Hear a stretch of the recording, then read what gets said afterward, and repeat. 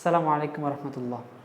অনেক উদ্যোক্তা ভাইয়েরা আছে যারা কোনো একটা ব্যবসা শুরু করবে, কিন্তু সেই সাহস পায় না যে একটা ব্যবসা শুরু করার সময় ওনার কী করা লাগবে। এই ধরনের অনেকগুলো বিষয়ের কারণে ওনারা শুরু করতে ভয় পায়।